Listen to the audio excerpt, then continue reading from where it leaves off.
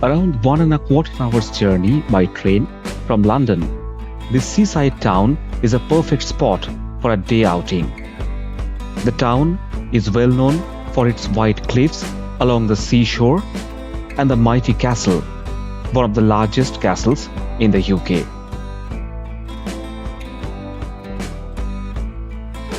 This is Dover, a major ferry port at southeastern coast of the UK, famous as the Gateway of England.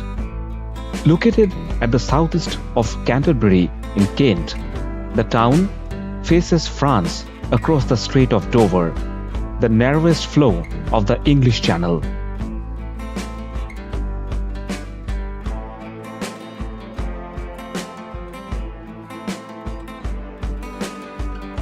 From the Dover Priory railway station, I boarded a bus which passed through the quiet streets of the town and finally took me to the castle.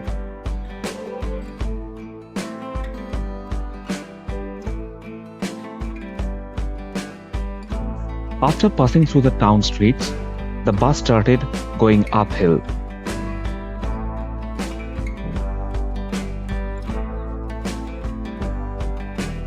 The hilly streets give a pleasant feeling because of the lush greenery at its side.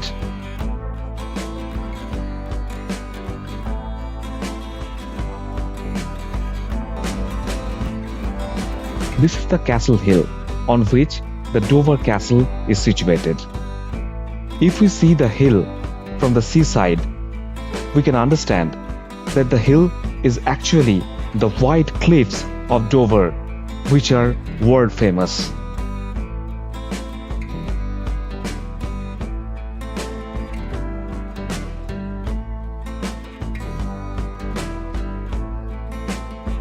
The castle, known for its strategic location and sheer size, was constructed in the 11th century as an occasional royal residence of Henry II and as a strong military garrison to protect this significant ferry and trade route. Once upon a time, pilgrims from other countries would pass through this port on their journey to Canterbury.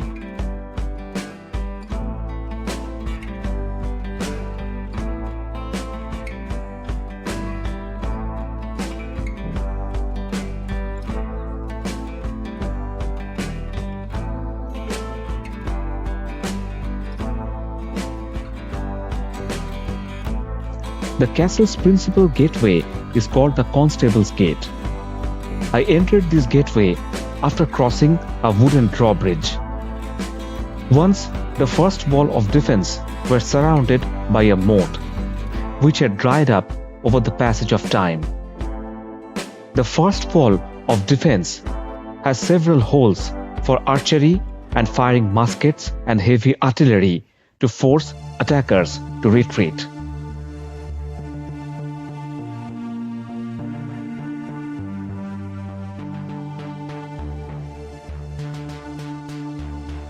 If enemies could breach the first walls of defense, they could still be fought from the Barbican outside the central part of the castle. After crossing this, visitors finally reach the last walls of defense. These walls were surrounded by a moat once upon a time.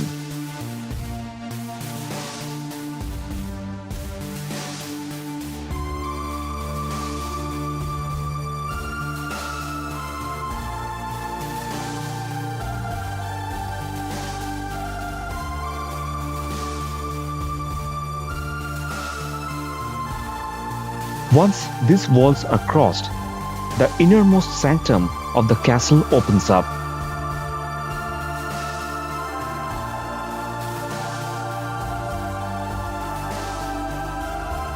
This part has the Great Tower at its center.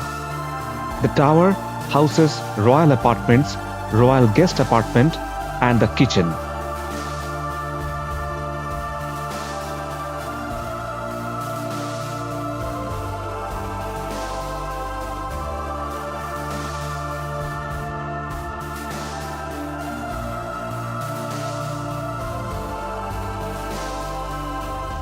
We see a small chapel once we entered the tower.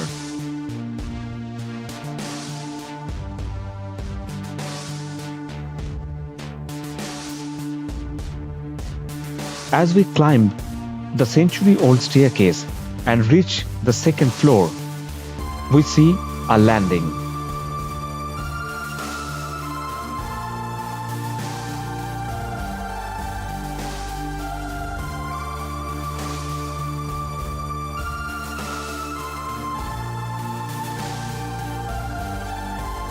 The small room here was perhaps used for rest, dressing up, and refreshment of soldiers guarding the royal apartments once upon a time.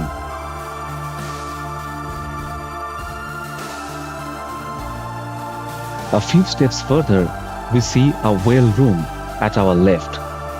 Here the manual wooden wheel was once used to fetch water from the deep, scary well, which looks like a way to hell.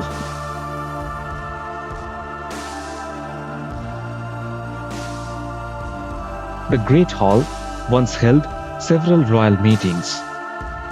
The tapestries here depict scenes of land and marine warfares.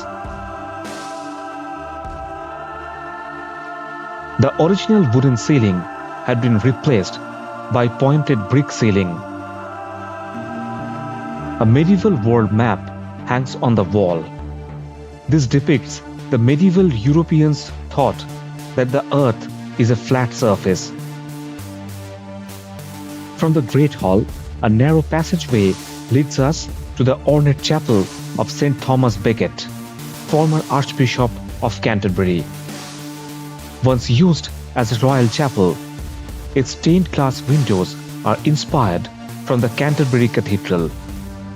Replica of royal emblems are also kept over here. This is the King's bedchamber, reservedly decorated with colorful tapestries.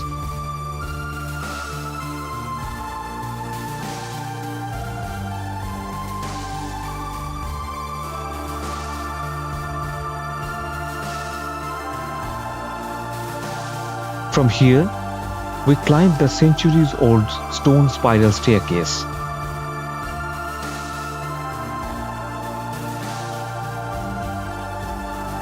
The eroded stone steps here, where kings once step up, gradually lead to the rooftop, which is perhaps Dover's highest vantage point.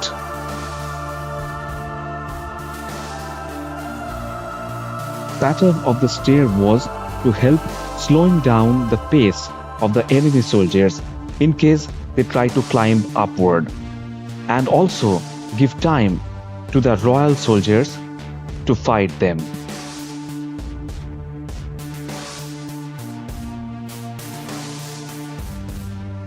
From the rooftop, visitors can enjoy a breathtaking view of the Dover port, the English Channel, and the surrounding areas. If the weather remains clear, the coastline of France becomes visible across the English Channel.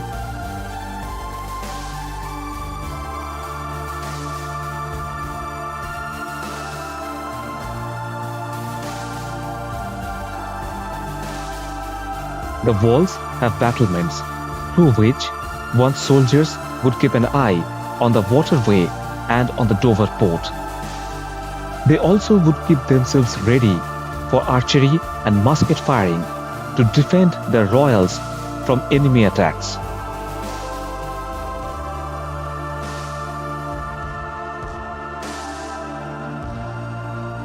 The Dover town, along with its surrounding hills, and the English Channel look stunning from the rooftop.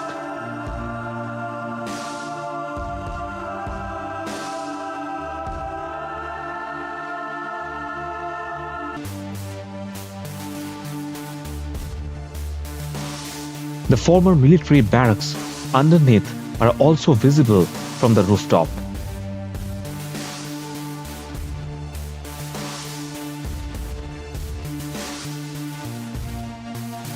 To reach another section of the tower, we go down by another spiral staircase.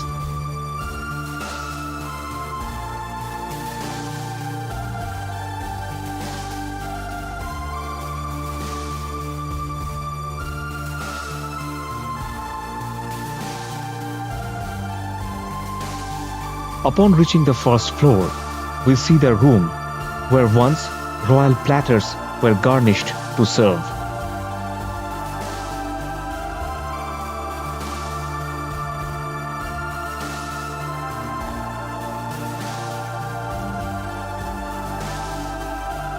Beside this is the royal dining hall that once hosted grand parties.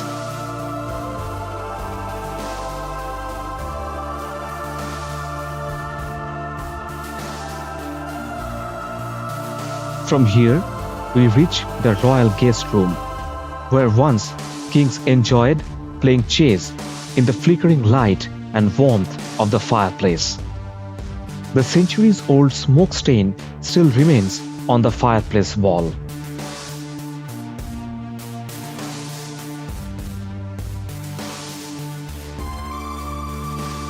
When the tower was used as a prison in the 17th century, the French and Spanish prisoners would pluck out nails from the oak floor and made graffitis on the walls. Those graffitis can still be seen on the walls, and those are perfectly intact.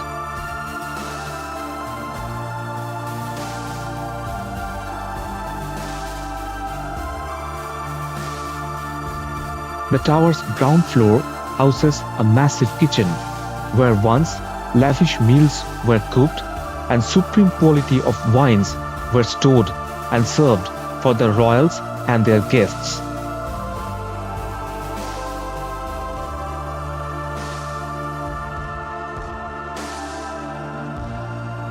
The centuries-old bread oven is still kept intact in the bakery.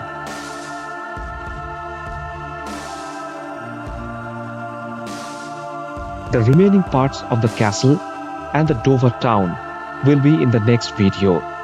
Please keep watching, like, share and subscribe.